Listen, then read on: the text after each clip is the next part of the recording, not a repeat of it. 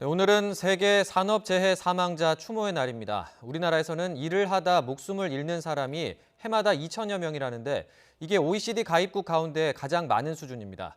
올해부터 개정된 산업안전보건법이 시행되고 있지만 이른바 위험의 외주화는 여전한 상황입니다. 나혜인 기자가 취재했습니다.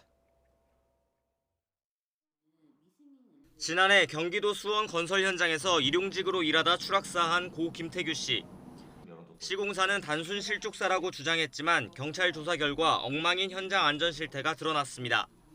김 씨가 떨어진 화물용 엘리베이터는 안전 승인도 받지 않은 상태에서 번거롭다는 이유로 문도 닫지 않고 운행됐습니다. 다 아무것도 지켜지지 않았어요, 여기 현장은. 뭐 추락 방지망, 안전대 다 미설치였고요. 관리 부실인 거잖아요. 어쨌든 직원은 관리를 소홀히 했고. 하지만 재판에 넘겨진 건 현장 소장 등 실무자들 뿐이었고 시공사 대표와 발주처는 현장에 직접 관여하지 않아 혐의가 없다고 결론났습니다. 지난 2018년 태안화력발전소 협력업체 소속 김용균 씨가 기계에 끼어 숨진 이후 위험의 외주화를 근절하자는 여론이 일었지만 열악한 환경은 크게 달라지지 않았습니다. 지난해에도 산업재해 상위 13개 기업에서 숨진 노동자 51명 중 78%는 일용직을 포함한 하청업체 소속이었습니다. 이주 노동자도 마찬가지로 재해 위험에 노출돼 있는데 지난해 산재로 사망한 경우가 104명, 5년 전보다 54% 늘었습니다. 안전 장비들이 주지 않는 경우가 많이 있습니다.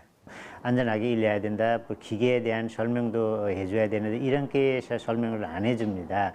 취약계층의 산업재해를 줄이기 위해 올해부터 원청 사업주의 책임을 강화한 산업안전보건법 개정안이 시행되고 있지만 노동계는 여전히 미흡하다고 꼬집습니다.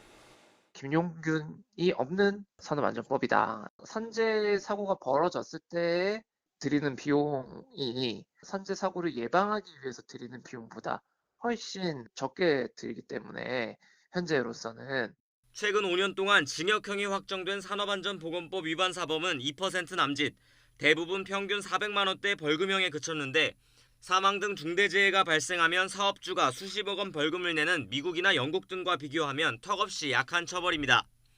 기업이 안전관리 의무를 무겁게 받아들일 수 있도록 관련 규정을 더욱 강화해야 한다는 목소리가 높습니다. YTN 나혜인입니다.